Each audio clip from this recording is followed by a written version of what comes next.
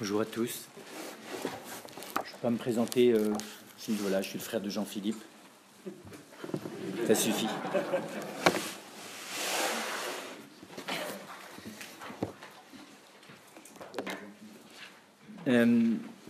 Donc on va regarder ce grand enseignement de Jésus qui est les béatitudes.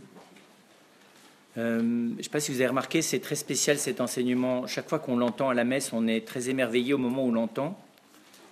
Et puis on le range aussi vite quelque part, je ne sais pas où, qu'on l'a entendu. Si on vous demande au fond qu'est-ce que c'est la morale chrétienne, qu'est-ce qui régit la vie du chrétien, quelles sont les valeurs que le chrétien a données au monde, on va tout citer sauf les béatitudes. On va citer les 10 commandements, on va citer le commandement de s'aimer les uns les autres comme Jésus nous a aimés, on va rappeler toutes les recommandations que donne Jésus, on va parler de la passion, de la croix, dans le meilleur des cas, de la résurrection. Mais c'est très étonnant, les béatitudes, on les range aussi vite, autant qu'elles nous émerveillent.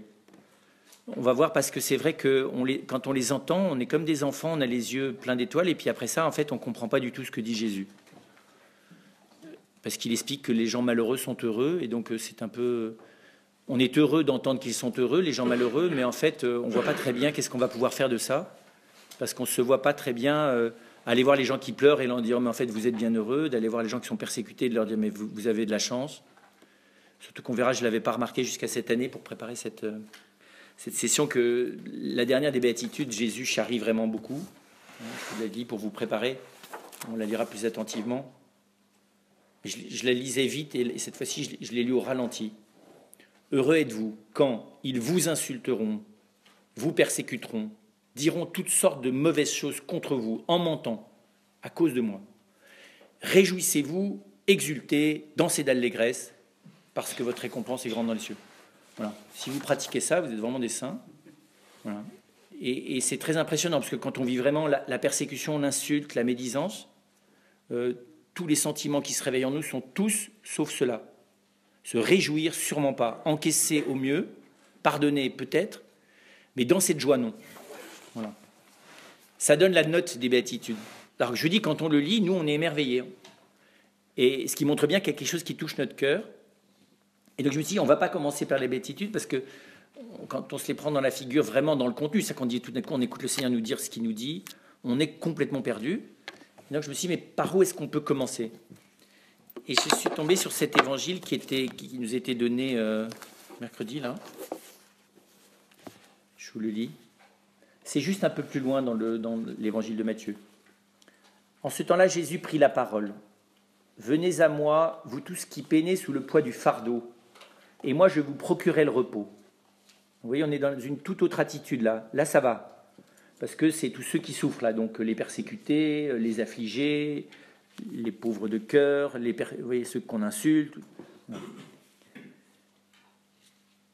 Prenez sur vous mon joug. Ça redevient bizarre. Devenez mes disciples, car je suis doux et humble de cœur, et vous trouverez le repos pour votre âme, pour vos âmes. Oui, mon joug est facile à porter et mon fardeau léger. Alors là, c'est la même chose. Donc je me suis dit, c'est tout à fait nous, ça. C'est-à-dire que avec la mission que vous avez accepté d'avoir auprès de ceux et de celles auxquels vous êtes envoyés, et d'ailleurs eux aussi, enfin, on est tous dans la même catégorie, c'est-à-dire ceux qui peinons sous le poids du fardeau. Quand on va aider les plus pauvres, voilà, ça n'est pas léger. Ils ne sont pas légers, non pas eux, mais ceux qui les vivent n'est pas léger. Eux le sont peut-être, mais ce qu'ils ne vivent pas. Et nous, on peut y aller avec légèreté au début, mais si on prend en compte ce qu'ils vivent, eh ben c'est lourd, parce que ce qu'ils vivent est lourd. Et on voit difficilement comment on pourrait approcher des personnes qui vivent des choses lourdes et fatigantes, qui peinaient sous le poids du fardeau, sans en prendre notre part. Puisque si on vient, ce n'est pas nécessairement pour les porter, mais c'est pour porter à plusieurs la part du fardeau qu'ils portent eux-mêmes, vous voyez, voilà. Parce qu'il faut bien, voilà, on ne peut pas dire à la personne, on est d'abord là pour essayer de les aimer, mais on ne peut pas éviter ce qu'ils vivent. Et même si on n'a pas à le prendre en charge, ce qu'ils vivent, c'est là. Et ce qu'ils vivent, et ce qu'ils et ce qu'ils subissent est lourd, dur, affligeant. Et donc, on ne peut pas. C'est le propre du pauvre, quel qu'il soit d'ailleurs, qu'il soit un pauvre dans l'intelligence, un pauvre du cœur, un pauvre du psychisme, un pauvre de la situation sociale, un pauvre dans le corps. Le pauvre, c'est celui qui manque. Et le manque, c'est affligeant quand ça touche quelque chose de radical. Et le pauvre, c'est celui auquel il manque quelque chose de radical pour que sa vie humaine puisse être heureuse. C'est tout simplement celui auquel il manque un des éléments essentiels pour pouvoir être heureux. C'est ça le pauvre, basiquement. Et donc ce manque-là de quelque chose de radical pour qu'il puisse être heureux, ça ne peut pas ne pas m'impacter. Ça ne peut pas ne pas m'affliger. Ça ne veut pas dire que je me mets à pleurer, ça ne veut pas dire que je me projette dans ce que vit l'autre, mais je ne peux pas soyons clairs, je ne peux pas me réjouir du manque d'autrui quand ça touche quelque chose de fondamental comme condition du bonheur. Et donc, même si j'ai effectivement, psychologiquement, à mettre à distance la part du malheur d'autrui qui risquerait de me détruire, voilà, je suis face à ça, je suis face à l'autre avec ce qu'il vit. Et donc, j'allais dire, c'est le statut du chrétien, de ne pas être que fatigué et dans la peine sous le poids du fardeau, mais ça fait partie de notre travail parce que, tout simplement, nous acceptons de ne pas éviter nos frères et de ne pas éviter ceux qui, autour de nous, peinent. Et il y en a toujours. N'importe qui. Alors, on peut ne pas le voir. Hein. Il y a des gens qui construisent des systèmes de représentation du monde très élaborés qui permettent d'éviter complètement tous ceux qui vont mal autour d'eux. D'ailleurs, au fur et à mesure que les gens vont mal, ils les éliminent sans même s'en apercevoir de leur champ de vision, puis de leur champ d'existence. Mais le chrétien est celui qui, précisément, laisse sa manière d'éliminer les autres être remplacée par l'aide de l'Esprit Saint qui va lui donner lui-même. C'est vrai, humainement, depuis qu'on est petit, tout ce qui en nous est marqué par le péché vit dans une logique de peur, on y reviendra plusieurs fois. Et dans les logiques de peur, évidemment, on évite les choses. Et donc, nos stratégies d'évitement, on les a apprises dès le plus jeune âge, et elles sont très ancrées. Et c'est un des travaux essentiels de l'Esprit Saint de nous les faire sauter, ces stratégies d'évitement, non pas pour qu'on se prenne tout dans la figure, mais pour qu'on voit les choses comme elles sont, et pas comme ça nous arrange. Or, les choses comme elles sont, c'est que chacun de nous a des quantités, des qualités variables, a autour de lui et en lui des parts pénibles. Peinantes et pénibles, les deux. Pénible parce que, oui, c'est pas qu'à l'extérieur, il y a aussi à l'intérieur de nous cette lourdeur. Et quand on est face à des gens qui sont plus dans une pauvreté et, comprenez bien, une pénibilité visible, souvent ça réveille en nous la part de pénibilité intérieure.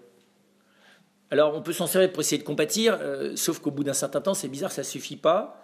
On s'aperçoit que nous aussi, il y a des choses lourdes dedans. Et que c'est ça qui n'est pas cool d'ailleurs dans le pauvre, c'est qu'il vient réveiller la pauvreté en moi, et que des fois, même si elle n'a pas la même tête, et qu'elle est socialement, psychiquement ou physiquement moins critique, elle n'en est pas moins là, ma pauvreté. Et donc, c'est pas que d'aller aider le pauvre qui est pénible et peinant. De l'aimer, c'est pas pénible et peinant. Parce que c'est une personne humaine, donc aimer, c'est pas pénible.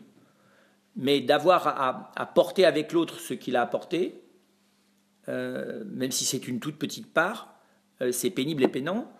Et ça me renvoie, ou ça réveille en nous, la part de nous-mêmes qui a besoin. Et donc, je trouve que c'est bien que Jésus accueille tout le monde, là. C'est ça l'idée, quoi.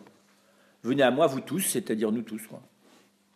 Qui peinez sous le poids du fardeau. Alors, en plus, on est dans un monde très spécial qui fait que nous, on mutualise le poids.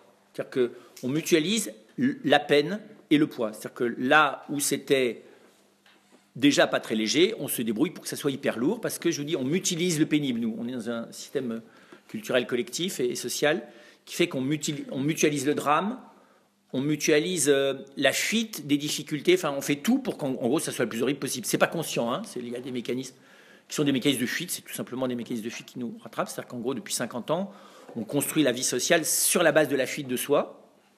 Voilà, pour plein de raisons, on comprend qu'après la Deuxième Guerre mondiale, après les horreurs de la première partie du XXe siècle, on a décidé de fuir les horreurs de la deuxième partie du XXe siècle. Et en gros, en fuyant les horreurs, on a créé des méta-horreurs, c'est-à-dire qu'on est avec des gens qui sont dans des états psychiques plus graves que s'ils étaient en temps de guerre lourde. Voilà. Regardez la tête des jeunes, vous verrez. Voilà. Et donc, on est dans cette paix d'ambiance. Donc, du coup, s'il y a une humanité qui a rêvé, vous voyez, n'avoir rien apporté et qui est complètement plombée, c'est bien la nôtre.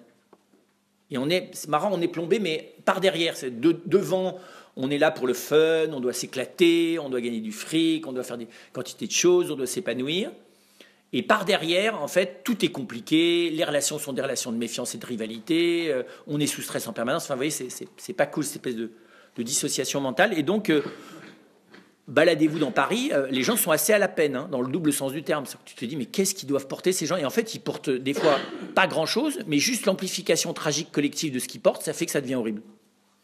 Parce qu'aujourd'hui, ton portable marche plus, tu vas gagner un peu moins, c'est la fin du monde, quoi. Et c'est vraiment la fin du monde parce que la fragilité psychique, elle se réveille quand j'ai la conviction que ma situation est critique. J'ai des gens qui deviennent fous simplement parce qu'on leur a fait peur, là, qu'il n'y avait rien du tout, quoi. Hein. Pas de raison qu'il y ait des raisons objectives d'avoir peur. Hein. On peut vous expliquer qu'on va vous faire très mal, ça suffit à vous terroriser, même si c'était juste pour rire. Et le monde dans lequel on est comme ça. On est dans un monde qui fabrique de la pression et du flip à longueur de journée pour des choses qui risquent de vous arriver à un pourcentage de 1 millionième, mais comme ça risque de vous arriver, vous savez, c'est les gens qui vont voir la maladie qu'ils ont sur Internet. Ils ont un rhume aggravé. Alors évidemment, ils vont sur Internet et voient tous les gens, la liste des gens qui sont morts d'un rhume aggravé. Et alors du coup, évidemment, ils sont encore plus malades. N'allez surtout pas voir sur Internet la description de ce que vous avez. Alors vous avez les blogs. Alors en plus ça a été mal, plus les blogs sont longs. Vous voyez, donc on vous raconte tous les malheurs possibles. Donc quoi que vous fassiez, vous êtes sous risque, quoi. Et donc on est dans cette ambiance lourde de peine et de poids qui est imaginaire, mais dont l'imaginaire est réel. Vous voyez, voilà. Par contre, les gens que vous croisez, eux, c'est pas dans l'imaginaire, parce que c'est inscrit dans leur corps. Et c'est pas simple. Et puis d'ailleurs, notre monde est comme ça. Il finit par inscrire le stress et la pression jusque dans nos corps ou dans nos manières de vivre. Et donc je me disais, voilà, c'est bon là de sentir le Seigneur nous accueillir et nous dire qu'il va nous procurer le repos. C'est pas simplement un accueil du cœur, c'est une promesse du repos. Mais c'est très étonnant, la clé c'est prenez sur vous mon joug, devenez mes disciples. Car je suis doux et humble de cœur et vous trouverez le repos pour votre âme. Donc vous voyez, c'est très beau, c'est de dire qu'au fond, si je veux pouvoir me poser, me reposer, si je veux moi-même pouvoir être ce lieu qui accueille l'autre comme un lieu de repos, si je veux laisser aussi l'autre être un lieu de repos pour moi, il faut que je prenne le joug. Ça veut dire quoi, ça? Ça veut dire qu'il faut que j'accepte d'être attelé à Jésus. Un joug, c'est pour les animaux. Le joug... Vous savez, quand vous portez quelque chose à deux sur les épaules, que ce soit une Vierge Marie ou un cercueil d'ailleurs, vous avez intérêt à être au pas. Ouais, c'est pas facile le joug. Puis je pense que si on avait à passer une journée entière, vous voyez, en mettant 2 personnes sous le même joug, par peut-être des jumeaux, des jumelles, puis à vous en rajouter 3, c'est pas facile d'avancer ensemble. Et c'est très beau. Ça réclame une espèce d'attention réciproque très grande. Et donc c'est très fort cette image selon laquelle le Seigneur nous propose de nous atteler à lui. Puis il est prêt à s'atteler à nous, ce qui est nettement plus léger, plus lourd pour lui que pour nous. Enfin, vous voyez, c'est pas à son bénéfice le Seigneur de s'atteler à nous, vu la lourdeur de ce qu'on est. Ça s'appelle le mystère de la croix. Mais ce qui est très beau, c'est de s'atteler à lui. C'est l'expérience qu'ils ont fait, lui et Simon de Cyrène, hein, à porter la croix ensemble. Et c'est très beau, Jésus a l'air de sous-entendre que pour être ses disciples, et pour pouvoir goûter le repos de son cœur, parce que s'il le dit clairement, le lieu du repos, ça va être la douceur et l'humilité de son âme, de son cœur. Notre âme, si il nous proposait de venir faire l'expérience du réfugiement de notre cœur, de notre âme dans son cœur. C'est vrai d'ailleurs. Rien ne nous repose qu'un cœur qui aime. Et le Christ est le seul à pouvoir, comprenez bien, se prétendre le lieu de repos potentiel de toute lourdeur, de toute peine. Et c'est très impressionnant. Le Christ ne nous propose pas de contempler son cœur, hein, ce qu'il va proposer à Marguerite Marie. Il nous propose d'expérimenter la douceur de son cœur en étant attelé à lui. C'est une expérience que nous ne pensons pas à faire. C'est pour ça d'ailleurs que nous ratons cette expérience. Et vous verrez que c'est cette expérience dans laquelle il faut, à mon avis, entrer pour pouvoir entendre les béatitudes d'une manière qui se mette à nourrir notre cœur et pas simplement qui nous émerveille l'espace de la lecture. Pourquoi ? Parce que nous sommes comme Pierre. Nous, on n'a pas du tout envie d'être attelés à Jésus. On veut garder notre autonomie, notre pudeur, notre honte. Vous voyez, le premier réflexe de Pierre, rappelez-vous, au moment de la pêche miraculeuse, c'est « Éloigne-toi de moi, Seigneur, je suis un homme pécheur ». L'admiration et l'effroi sont des choses dans lesquelles on est à distance. On est effrayé. Et Pierre, il y a chez Pierre, comme chez tous les disciples d'ailleurs, un mélange d'admiration pour Jésus et d'effroi. Quand vous êtes sous le même joug que l'autre, c'est plus le propos. Vous pouvez être dans l'effroi, mais de toute façon, vous êtes attaché à l'autre, quoi. Puis vous pouvez admirer l'autre, mais là, il ne s'agit pas d'admirer, il s'agit de porter la charge ensemble. Et donc, c'est très étonnant, cette expérience de compagnonnage. En plus, compris, ce n'est pas un compagnonnage d'une amitié libre où on se boit un petit café de temps en temps et on se retrouve à l'oraison avec le Seigneur. Non, ça veut dire, en gros, je le lâche plus, il me lâche plus. Enfin, on ne peut plus se lâcher puisqu'on est attaché ensemble. Et c'est très beau. Il ne dit pas, mais choisissez de m'aimer. Et moi qui vous aime beaucoup, attachez-vous à moi dans l'amour, pas du tout. Prenez sur vous mon joug. C'est-à-dire, découvrez ma manière d'être, quoi. Le compagnonnage dans l'amitié quand on vit vraiment ensemble. Alors, ça peut être un choix de vivre toute une vie, mais ça suffit de vivre quelques jours, voire quelques semaines ensemble. Là, tout d'un coup, on voit bien, j'allais dire, l'usure des épaules sous le joug. On voit ça dans la vie fraternelle d'un couvent, on voit ça dans une vie familiale, dans le couple notamment, on voit bien que quand même il y a une usure à être sous le même joug que l'autre. Et cette image du Christ me semble très forte comme manière de signifier ce que c'est que d'être disciple. Disciple, c'est pas simplement celui qui écoute l'enseignement d'un maître, c'est pas simplement celui qui voudrait être aimé avec bienveillance de la part du maître, c'est celui qui accepte de partager la même charge, la même tâche, le même labeur. C'est celui qui accepte d'être au labeur et à la peine avec l'autre, à la charge avec l'autre.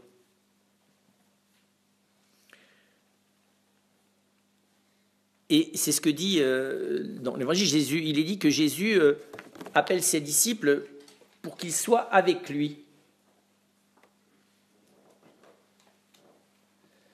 C'est très étonnant. Il ne les choisit pas parce qu'il veut leur faire honneur. Il les choisit pour être avec lui. Il ne les choisit pas d'abord pour leur confier une mission.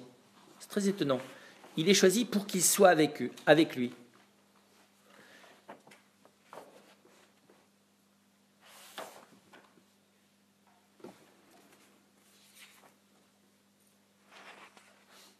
Je retrouve le texte. Et donc c'est très étonnant de voir que être disciple, c'est être avec lui. C'est nous associer à lui. Alors je vous disais que nous n'avons pas l'habitude de faire cela, parce que très spontanément, en fait Jésus ne nous intéresse pas, pour être clair. Il ne nous intéresse pas le Christ. Qu'il soit le Sauveur, qu'il soit mort et ressuscité, qu'il soit le Fils de Dieu et que ça soit à mon bénéfice, ça m'intéresse ça. Qui me donne son pardon, et surtout sa grâce, c'est-à-dire une espèce de dose efficace de transformation de ma vie qui fait que dans la ténèbre, j'ai un peu de lumière, dans le désespoir, j'ai un peu de boosting de l'espérance, dans la difficulté à aimer, j'ai un peu d'aide, quoi. Vous voyez, quelques injections en intraveineuse, quelques perfusions, quoi, en gros. Alors, je suis très heureux que sur la poche de perfusion, il y ait marqué Jésus, Fils de Dieu. Je suis très heureux, mais enfin, il y aurait marqué autre chose. Moi, ce qui m'importe, c'est les effets de la transfusion. Alors, il y a des moments où Jésus nous émeut, souvent de manière projective d'ailleurs, face à sa maman, ça dépend des personnes, au moment où il va mourir, ou alors quand il s'occupe des enfants, ouais, on est touché, Jésus il est mignon, quoi. Mais qui c'est Jésus, ça ne m'intéresse pas trop. C'est quoi, comme homme, à vivre, enfin, vous voyez. Je vous accorde, c'est pas facile parce que sa personnalité est beaucoup moins précise, enfin facile à préciser que celle de Pierre, ou celle des fils de Zébédée, ou celle de Marie-Madeleine. Mais c'est très clair, c'est ce que propose le Christ. J'allais dire, il a réfléchi pendant 30 ans avant de faire cette proposition, mais c'est ce qu'il propose. Partager le joug de quelqu'un, comprenez bien, c'est faire l'expérience de l'autre à la peine. C'est pas partager un repas. Donc, j'allais dire, en gros, c'est s'intéresser à son compagnon de galère, quoi. Enfin, vous voyez, c'est ça. C'est le type qui est à côté de toi à la rame, quoi. C'est un compagnonnage de galérien. C'est ça le joug, quand même. Il n'a pas dit partager, entrez dans la même galère que moi, mais ça veut dire exactement pareil. Et donc, c'est très radical comme expérience. C'est très bizarre d'ailleurs. Hein. Jésus, on peut dire, mais je vous dis, au lieu de prenez sur vous mon joug, venez partager un repas. Venez vivre avec moi une expérience miraculeuse. Venez prier avec moi. Je ne sais pas, moi. Il n'invite jamais les apôtres à prier. Il faut que ce soit eux qui le tannent en disant Seigneur, apprends-nous à prier. Régulièrement, il se casse et il va prier tout seul. Je ne sais pas, il aurait pu faire une école de prière comme à Trossure. Venez à moi, vous tous qui peinez, et je vais vous expliquer comment prier. Pour que nous soyons au festin des noces avec le Seigneur et que nous soyons nourris par le Père du ciel comme les petits oiseaux. Non, prenez sur vous mon joug.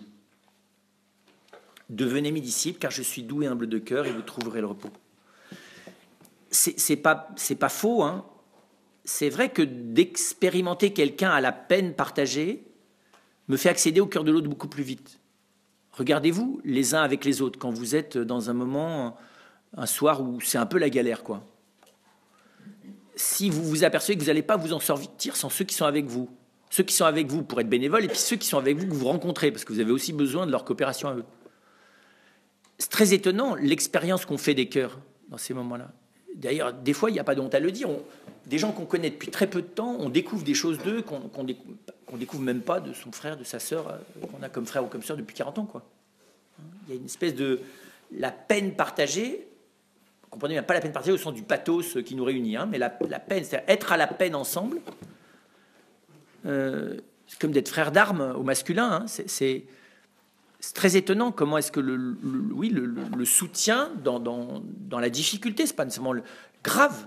Le joug, c'est pas nécessairement grave quand il faut tirer la charrue. Voilà, c'est pénible. C'est pas nécessairement grave, mais c'est pénible. Et c'est très étonnant que le Christ fasse cette proposition. C'est-à-dire souvent, je vous dis, on l'entend pas, quoi. On retient que Jésus est doux et humble de cœur. Et ça, on est très content, ça nous console aussi beaucoup. Sauf que le problème, c'est que si je rate l'expérience par laquelle je vais le découvrir, je suis heureux de le savoir, c'est mieux de le vivre. Parce que savoir des choses de la part du Seigneur, que je suis censé être bien heureux, que je suis censé vivre de plein d'amour dans mon cœur, et en fait de ne pas y arriver, c'est dommage. C'est un peu une spécialité du catholicisme. C'est-à-dire qu'on me dit toute la vérité, sauf qu'on ne me donne pas le moyen de la vivre. Donc la vérité m'écrase. Je suis censé être bien heureux, vivre comme un ressuscité, voilà, et avoir mon cœur qui est transformé, ma vie qui est différente, tout ça. Et en fait, je vois rien du tout, quoi. Et c'est souvent parce qu'on m'a dit ce qui est censé arriver, mais on ne m'a pas dit comment. Le baptême, on paraît qu'on est baptisé. Alors, je ne sais pas si vous êtes informé, vous êtes baptisé, mais ça veut dire quelque chose pour vous d'être baptisé? Concrètement, tous les jours, vous dites « Ah oui, c'est vrai, ça change tout que je sois baptisé. » Et je sais exactement ce que ça change. Moi, je vous souviens très bien, je suis en train de la vie religieuse, puis finalement, j'ai découvert que j'étais, comme chacun de nous, qu'on a été baptisé. Donc, on se dit « Bah oui, j'étais baptisé, très heureux. » Et on se dit « Ça change quoi? Ça change quoi? Parce que j'étais accueilli dans le club qui s'appelle l'Église. Ça, je veux dire, d'abord comme club, c'est discute. Enfin bon. Normalement, il s'est passé autre chose. Mais il s'est passé quoi réellement? Alors, je peux apprendre ce que dit le catéchisme. Je suis très heureux parce que c'est dit dans le catéchisme. La réponse, vous l'avez dans le catéchisme. Mais ça change quoi? Vous vous servez comment, vous, du baptême? Eh bien, précisément, ça permet de partager le joug du Seigneur, le baptême. Ça me met avec lui. Ça me lie à lui, ça m'associe à lui. Encore faut-il que j'en profite. C'est-à-dire que je choisisse délibérément de me rendre disponible à faire cette expérience que le Seigneur est avec moi à la peine. Et je suis avec lui à la peine.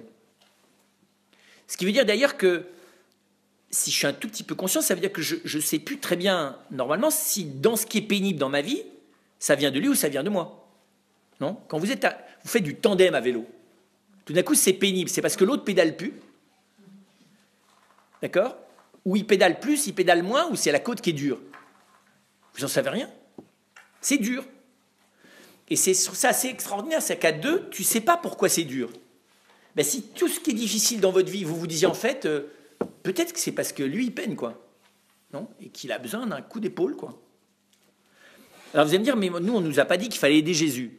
Ben, on ne vous l'a pas dit, pourtant c'est ce qu'il nous a demandé. Hein. À un moment assez crucial qui s'appelle le jardin Gethsémani, il a réveillé 3 fois les apôtres en disant, je vous signale que j'ai besoin de vous. J'ai besoin de vous. Il n'a pas d'ailleurs eu un franc succès parce qu'ils se sont rendormis. Ils auraient pu psychoter sans réussir à prier. Mais ils n'arrivent même pas à veiller. Et c'est très beau parce qu'en fait, on se dit, mais est-ce que c'est le premier moment? Non, non, non. Le premier moment, c'est là. Prenez sur vous mon joug. Ça veut dire, voilà, venez partager avec moi voilà, la peine qui est la mienne. Enfin, la charge qui est la mienne. Et c'est très étonnant parce que c'est comme si, du coup, j'ai pas apporté, parce que vous savez, il y a le fameux passage où il dit que chacun il s'agit de prendre sa croix chaque jour. Mais ma croix, je la porte pas seule. J'ai à la prendre, c'est-à-dire que j'ai pas à éviter la part de lourdeur qui est à mon existence.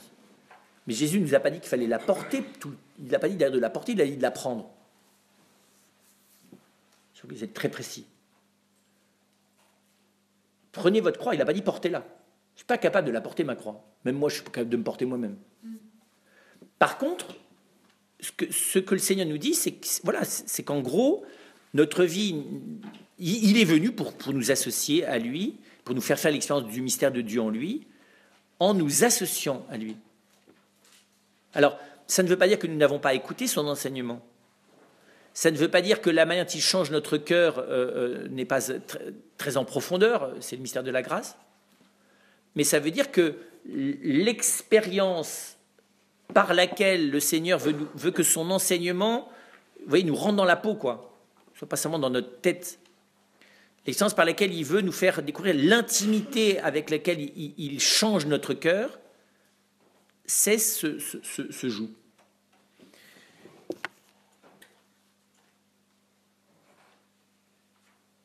Et la clé, c'est pas de porter les choses avec lui, c'est que les portant avec lui, on découvre sa douceur de cœur, sa pauvreté, sa douceur de cœur. Alors, soyons clairs, c'est très décevant. Parce que nous, on ne se rend pas compte d'ailleurs, c'est parce qu'on est déçu qu'on finit par laisser Jésus. Donc déjà, c'est décevant parce que Jésus, j'arrive pas à le circonscrire. C'est exaspérant. Pour un homme, c'est pénible parce que je ne sais pas très bien ce qu'il attend de moi. Pour une femme, c'est pénible parce que je n'arrive pas à cerner affectivement où est-ce qu'il est. C'est vrai, Christ, je ne sais pas quoi en faire.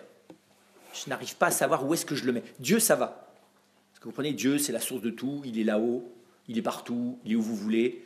Mais de toute façon, il est à la racine de tout et il est l'achèvement de tout. Donc au moins, ça me donne légèrement un point de repère. Ça ne me dit pas comment je vis la relation, mais au moins, vous voyez, c'est l'étoile polaire, il y a un truc, quoi. Mais Jésus, si Dieu n'avait pas pris cette forme qu'on est en train de fêter pendant le temps de l'Avent, qui est celui d'un plus petit qu'un enfant d'ailleurs dans le sein maternel, puis d'un homme, les choses seraient plus simples. Je suis très heureux que Dieu se soit fait homme, parce que c'est censé signifier qu'il m'aime beaucoup. Le problème, c'est qu'il ne s'est pas fait homme pour me signifier qu'il m'aime beaucoup, mais pour me faire l'expérience de lui, ce qui n'est pas pareil. Oui, Jésus n'est pas une vitrine qui vient m'expliquer des choses.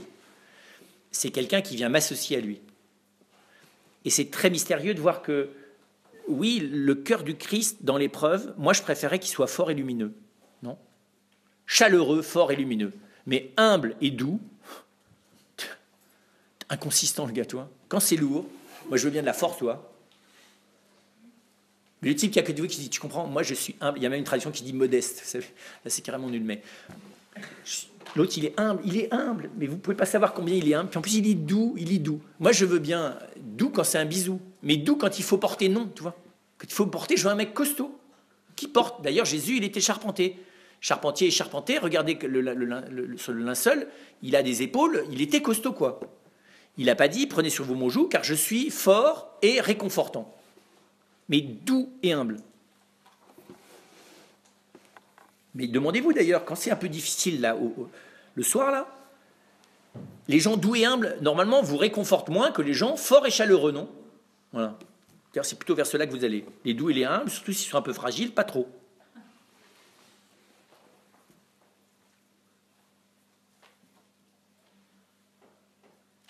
Et alors, le mieux, c'est la finale. Parce que c'est là-dessus que moi j'ai buté, c'est pour ça que j'ai pris cet évangile. Mon joug, oui, au cas où vous ne seriez pas au courant, mon joug est facile à porter. Et mon fardeau, léger. Et moi, je dois vous avouer, je n'avais jamais entendu ces deux mots.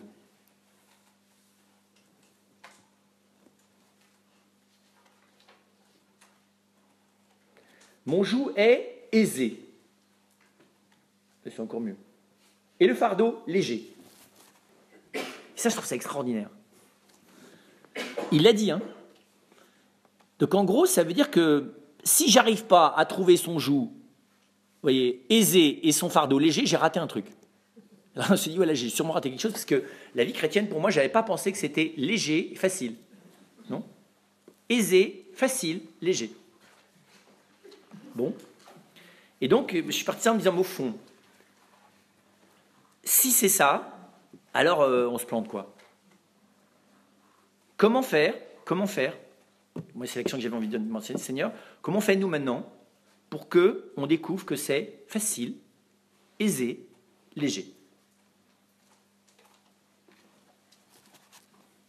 Alors, pour dire, ouais, ça c'est un évangile, mais il y en a tellement d'autres où ça a l'air vraiment galère que on ne peut pas prendre vraiment ça au sérieux.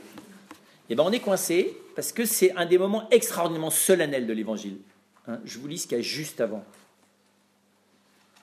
En ce temps-là, Jésus s'écria, « Père, Seigneur du ciel et de la terre, je te rends grâce d'avoir révélé aux petits ce que tu as caché aux sages et aux savants.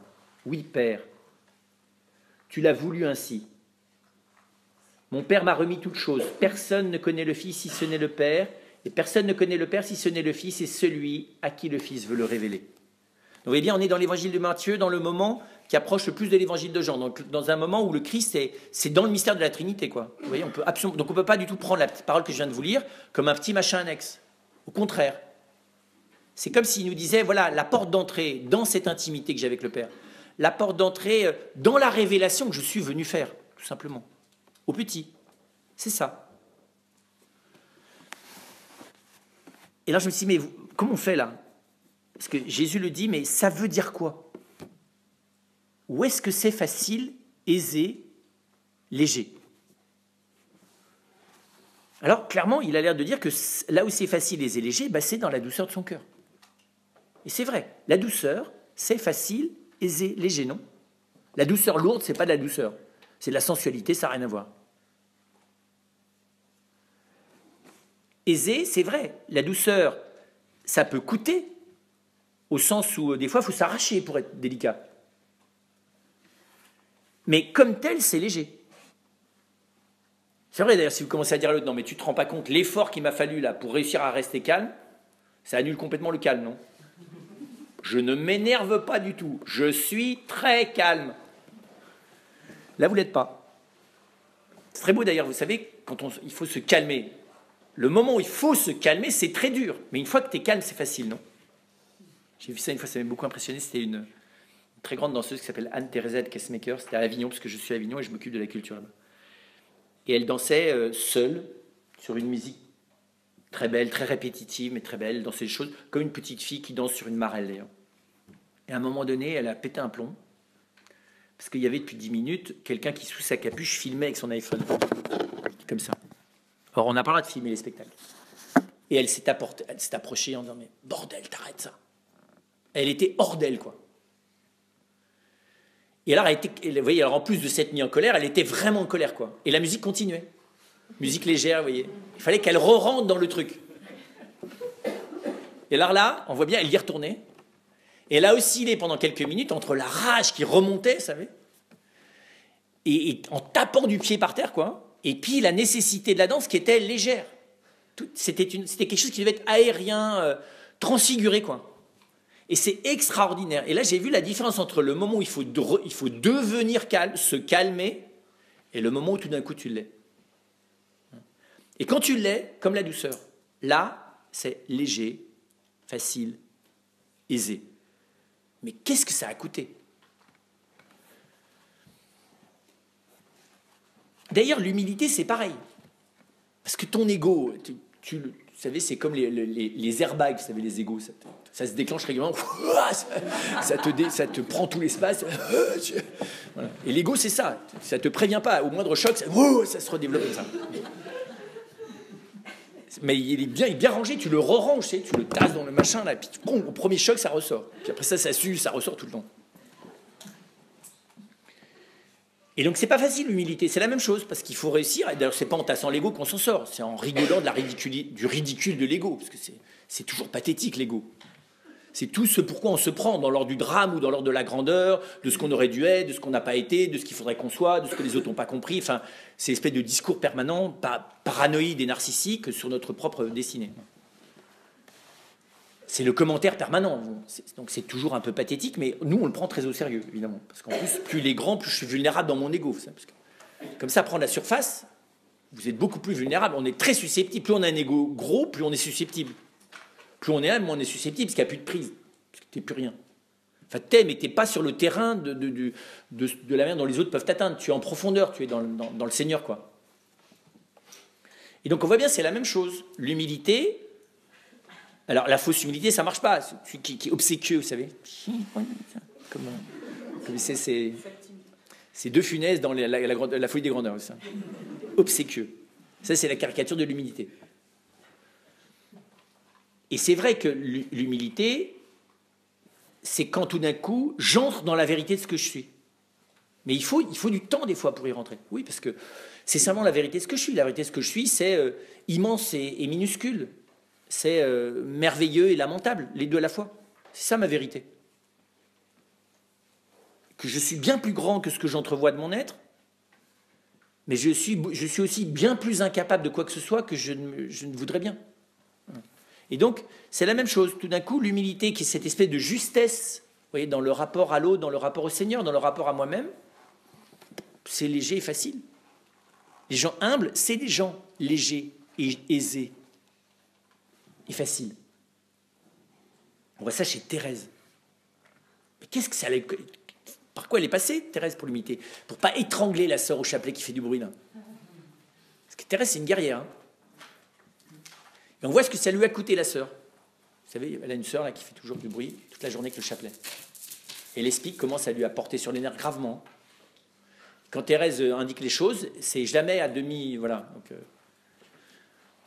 et on voit bien le combat dans lequel elle est, mais c'est très beau de voir. Il y a un moment très beau où sa novice vient lui dire « Mais ma sœur, vous êtes une sainte ?» Et elle dit « Si c'est le cas, rendons grâce. C'est un cadeau. » Vous voyez, elle n'est pas du tout « Mais non, ma sœur, tu comprends, je ne suis pas sainte parce que... » Thérèse, elle n'en sait rien.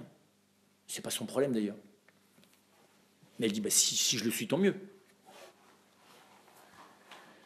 Et donc, ce qui veut dire que c'est dans la découverte, dans l'expérience de cette douceur et de cette humilité du cœur du Christ qui est sans doute la clé. Ce qui veut dire aussi presque, au fond, ma vie va rester lourde, compliquée, hein, l'inverse de aisé, facile et léger. Lourde, compliquée et difficile. Ça correspond bien au monde dans lequel on est. Lourd, compliqué, difficile.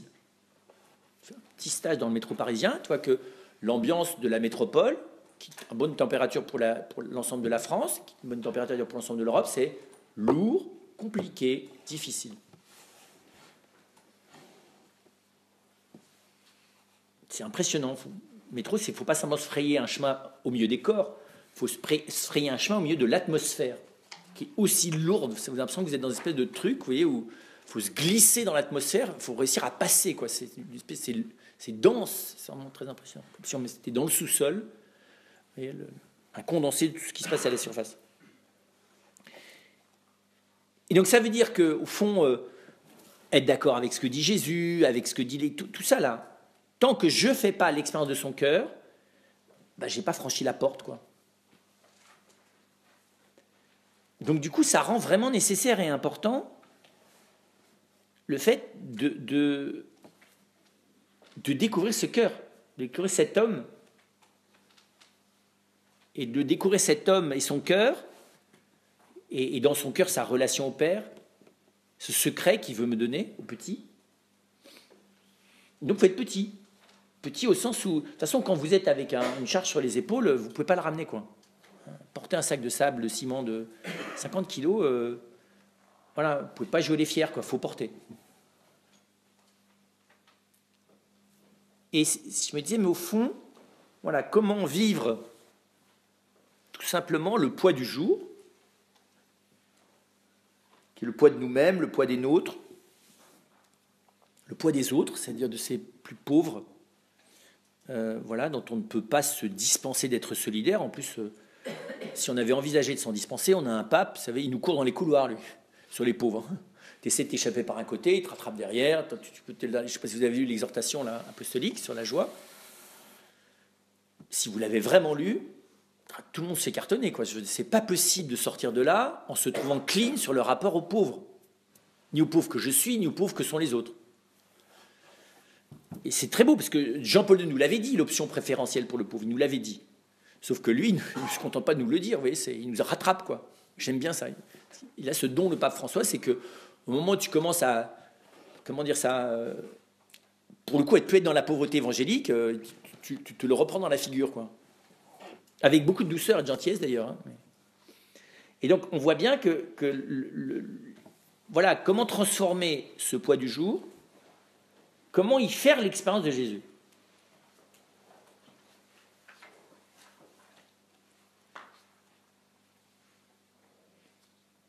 En découvrant comment il partage mon existence.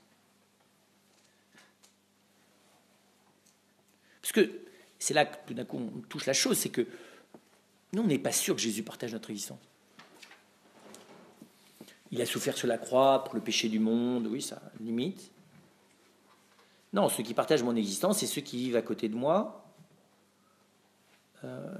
Et vu la difficulté des choses lourdes, compliquées, difficiles, que le Seigneur me réconforte par sa grâce, parce qu'il m'aime beaucoup, oui.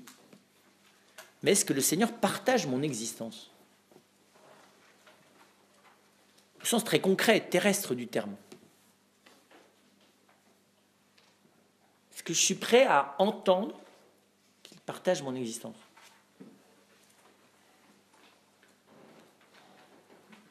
Je ne le comprends pas peut-être, mais est-ce que je suis prêt à l'accueillir, au moins l'entendre?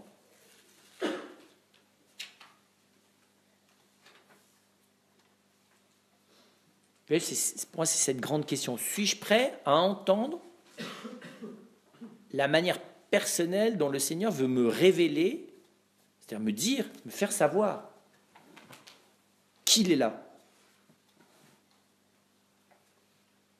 Pas simplement qu'il est là au profond de mon cœur. C'est déjà beau de l'accueillir, ça. Il n'y a pas simplement Dieu au fond de mon cœur, il y a le Christ. C'est-à-dire le mystère de Dieu qui se donne à moi dans la tendresse du cœur du Christ, dans l'intensité de la vie du ressuscité. Mais ce n'est pas la même chose que d'accueillir, d'entendre qu'il partage mon existence singulière.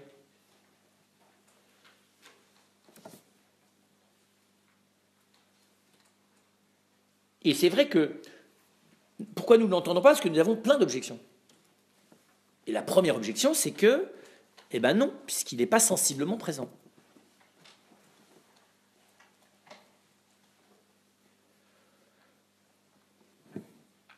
Parce que c'est ceux qui sont sensiblement présents qui partagent votre existence. Quel est le nombre de gens que vous croisez physiquement à longueur de jour et qui ne partagent rien de votre existence, d'ailleurs, que vous ne partagez rien de votre existence. Regardez même les gens avec lesquels des fois vous travaillez tous les jours depuis 10 ans ou 5 ans ou 3 ans, avec lesquels vous partagez quasiment rien de l'existence, en fait, parce qu'ils n'ont pas du tout le désir de partager quoi que ce soit avec vous, d'ailleurs, à part un minimum de convivialité superficielle, aller fumer une clope dehors sous la pluie ou boire un café au moment de midi, point. Le partage de l'existence se limite à ça. Et puis ceux qui vivent avec moi au quotidien, jusqu'où est-ce que je partage leur existence? Jusqu'où est-ce qu'ils partagent la mienne? Si on est honnête, on reste très souvent dans le parvis de ce qu'est l'autre, et dans le vestibule. c'est un tel... Oui, c'est pas facile de laisser l'autre entrer à l'intime de moi-même, dans tout ce qu'est l'autre. Donc en gros, on négocie. On partage que par petits bouts. Le tout sur fond de peur, de difficulté à faire confiance et d'ignorance de soi et d'autrui. Enfin, vous voyez. Alors, je ne dis pas qu'on ne partage pas, mais vous voyez bien, des fois d'ailleurs c'est un pas en arrière, un pas en avant, deux en arrière. Puis c'est quoi mon existence? Je ne sais pas très bien comment il faut la partager d'ailleurs. Partager mon existence, c'est bizarre, j'en ai le désir. J'aimerais bien, moi, qu'il y ait quelqu'un qui partage ma vie. Partager ma vie avec quelqu'un. Mais soyons honnêtes, on ne sait pas très bien comment faire. Hein. Parce que ma vie, c'est où? C'est raconter ma vie, mes malheurs. C'est marrant, vous savez, il y a des gens comme ça où on leur raconte nos galères. Est-ce que ça veut dire qu'on leur partage notre existence? Pas nécessairement.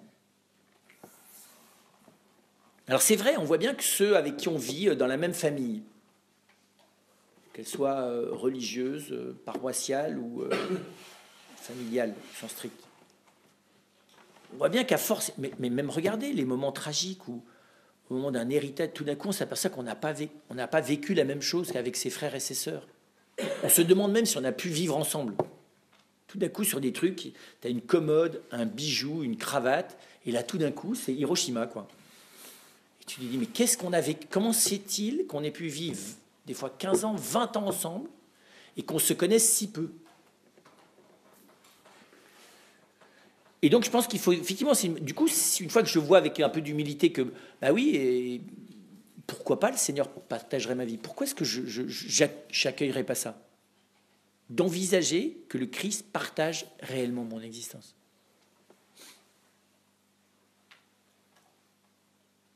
Qu'il porte réellement les choses avec moi.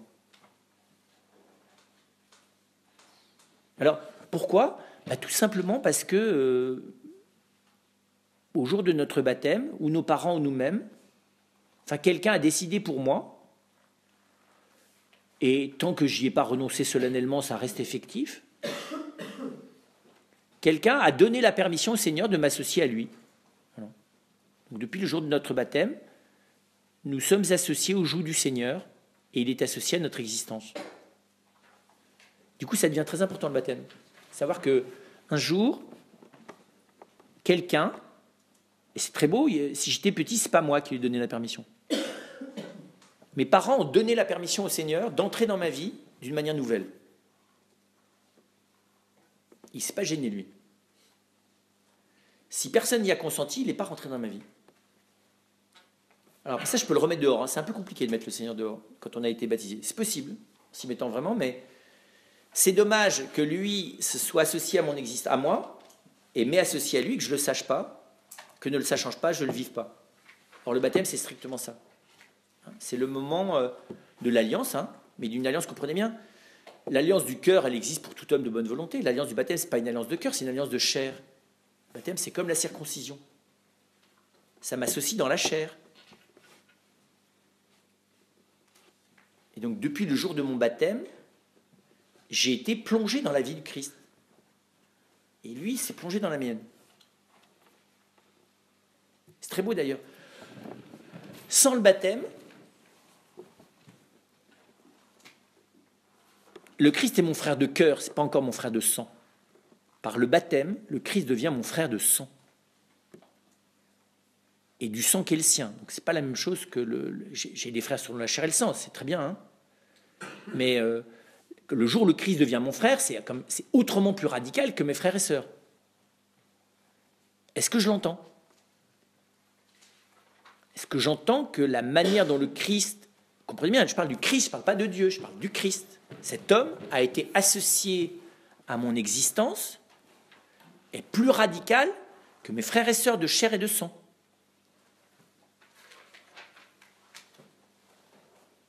Ah non, le baptême, c'est spirituel. C'est pas charnel, le baptême. Ah bon? Je croyais que c'était divin, le baptême. Rappelez-vous Nicodème. Nicodème débarque de nuit pour poser des questions à Jésus parce qu'il est attiré par cet homme, puis parce qu'en même temps, il se dit, vu la sagesse de ce type, il vaut mieux être dans son camp plutôt que... Enfin, c'est compliqué, les motifs de Nicodème. Et Jésus semble ne absolument pas écouter les salutations polies de Nicodème, en lui disant nul s'il ne naît de nouveau ne verra le royaume.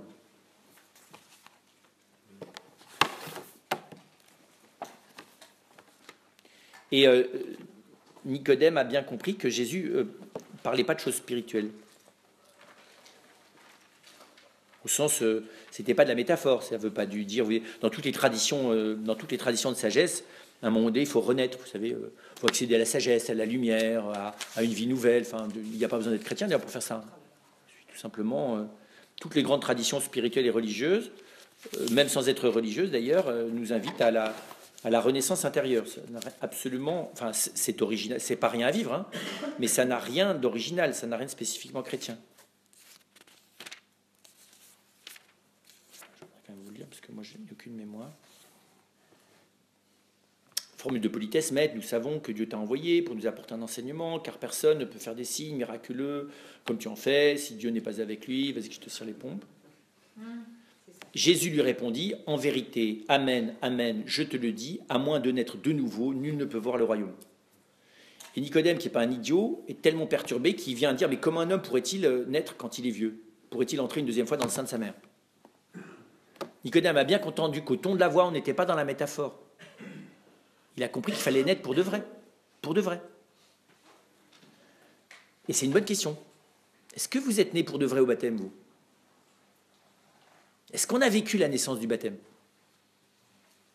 Alors, vous savez bien, pour comprendre, on est né physiquement, puisqu'on n'est plus dans le ventre de notre maman. Mais c'est pas rien de s'en apercevoir qu'on n'est plus dans le ventre de notre maman, que d'y avoir été et de plus y être, c'est quand même pas rien dans l'existence. D'accord? C'est quand même un événement monumental, quoi, d'avoir tout d'un coup d'être jeté dans l'existence, là, avec un bagage quand même qui n'est pas rien, parce que quoi qu'ait été la relation spirituelle de notre maman à nous, quand même, elle nous a gardé 9 mois, puisqu'on est né. Et donc, ce qui est quand même, une expérience fondamentale, voilà. Et donc, c'est pas rien, tout d'un coup, de se retrouver dans cette vie à inventer, quoi. Et c'est bon de se demander, mais est-ce que cette naissance qui s'est opérée en moi au baptême, je l'ai faite mienne? Oui. Est-ce que je réalise ce que ça veut dire? Et est-ce que j'ai réalisé que dans cette naissance, je suis humainement, jusque dans ma chair, associé au Christ? Et je lui dis, je trouve que c'est très fort de voir que c'est très bizarre comment les liens de la chair et du sang, on ne peut jamais s'en débarrasser. Pour le meilleur et pour le pire. Et le Christ nous invite donc à reprendre cette relation, enfin à redécouvrir qu'elle est disponible, cette relation. Prenez sur vous mon joug. Réaccueille-moi comme ce que je suis, ton frère, plus radicalement que le sont tous tes frères et tes sœurs. C'est-à-dire celui qui, dans sa chair et son sang, s'est voué par la volonté du Père à partager ton existence. Pour que tu puisses faire l'expérience de mon cœur.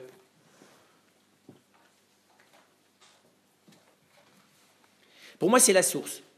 C'est ça l'expérience de fond.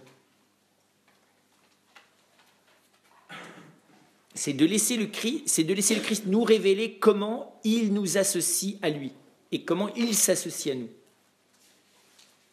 Sans cette expérience, cette alliance, sans l'expérience de cette alliance, il n'y a rien qui est jamais vraiment clair, quoi.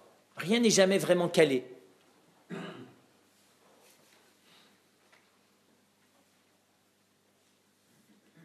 Alors on verra comment est-ce que cette expérience, elle est merveilleuse et terrible. Elle est merveilleuse parce que le Seigneur vient vraiment me rejoindre dans mon existence, mais elle est terrible parce qu'il vient m'arracher à tout ce qui dans mon existence n'est pas moi. C'est pour ça qu'on meurt, ce n'est pas des blagues. Dans le baptême, on meurt avec le Christ. On ne le dit pas ça le jour où les bébés sont baptisés parce qu'on ne veut pas faire peur aux parents. Mais mourir, ça veut dire qu'on est arraché par son amour, mais on est... Alors, le problème, c'est que à peine arraché, on lui dit, écoute, c'est à peine baptisé, enfin, on ne se rend pas compte, mais les bébés ne sont pas saints du jour au lendemain du baptême. Mais très régulièrement, vous voyez, je veux dire, on se reprécipite sur ces vieux meubles, ces vieilles couvertures, ces vieux pulls, ces vieilles habitudes. Et puis le compagnonnage avec Jésus, on dit, écoute, on en parlera plus tard. Et lui, il est là. En plus, la grâce du baptême fait que ma vie, elle sera de toute façon foirée tant que je... C'est ça le problème du baptême, c'est qu'une fois que tu es baptisé, ta vie est terrestrement, durablement foirée tant que tu ne rentres pas dans cette alliance. Et donc, on va voir que retrouver cette alliance, c'est ça qui change... voilà. Et je voudrais qu'on entre là-dedans pour pouvoir, du coup, entendre les béatitudes. C'est vrai que les béatitudes, on les entend pas de loin, quoi. On les entend que si le Christ vient nous les murmurer au cœur. Sinon, on sent qu'il y a un truc immense là-dedans et on zappe. On va voir que pour que les béatitudes s'impriment en nous, qu'elles deviennent vraiment une... Comment vous dire ça? Une espèce de charte d'existence, quoi. De règle de vie. Et vous verrez, il me semble que dans ce que vous avez à vivre comme bénévole, c'est vraiment ça. Vous pressentez bien que la seule chose qu'il y a à annoncer là, c'est les béatitudes. Sauf que ce n'est pas en les répétant, c'est en les vivant, quoi. Et on se pressent bien que la seule expérience qu'on veut pouvoir que l'autre fasse quand on aime quelqu'un, c'est cette expérience d'intimité avec Jésus. Si on pouvait lui donner de toucher ça. Ce que nous avons entendu, ce que nous avons vu, c'est la première épître de Jean, et toute notre famille Saint-Jean, elle est marquée par ça. Ce que nous avons entendu, ce que nous avons palpé de nos mains, nous vous l'annonçons. On n'a qu'une seule chose à faire, c'est transmettre cette expérience. Encore faut-il que moi-même je la reçoive, cette expérience. Donc on verra voilà, comment on entre concrètement, comment on entend et on réalise cette proposition de vivre l'alliance qui est déjà là en plus. Le baptême, par le baptême, je dirais tous les fils sont connectés, tu as juste à allumer l'ampli, quoi. C'est ça qui est incroyable par le baptême, c'est que tout est connecté. Alors évidemment, au moment où tu vas allumer l'ampli, tout d'un coup, tu t'aperçois qu'effectivement, il faut te laisser réarracher la quantité de trucs, ça c'est sûr. Vous allumez la lumière, il y a plein de trucs qui apparaissent, ça c'est sûr. Mais nous, on n'allume pas l'ampli. On n'allume pas la lumière, tout est branché, on dit oui, au cas où, un jour, tout vers la fin, là, au moment où il faudra appuyer sur Emergency, là, j'appuierai sur le bouton. Mais c'est ça qui est incroyable, parce que c'est comme la circoncision, c'est gravé jusque dans notre chair, l'alliance avec Jésus. C'est ça le baptême.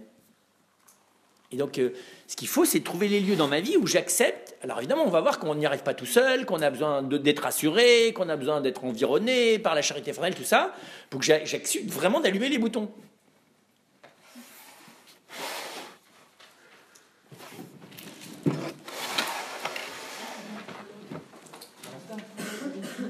Tous ceux qui reconnaissent son nom, il est donné d'être enfant de Dieu. Devenir enfant de Dieu, Ils sont pas c'est ça. baptisés.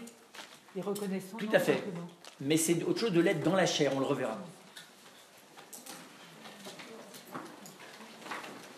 Je vous salue Marie, pleine de grâce. Le Seigneur est avec vous. Vous êtes bénie entre toutes les femmes, et Jésus, le fruit de vos entrailles, est béni. Sainte Marie, Mère de Dieu, priez pour nous pauvres pécheurs, maintenant et à l'heure de notre mort. Amen. On a la messe à midi, le repas à 13h, donc écoutez bien la cloche sonner avant le repas. Puis, si vous voulez, vous n'hésitez pas à écrire des questions pour la conférence de cet après-midi qui aura lieu à 16h30.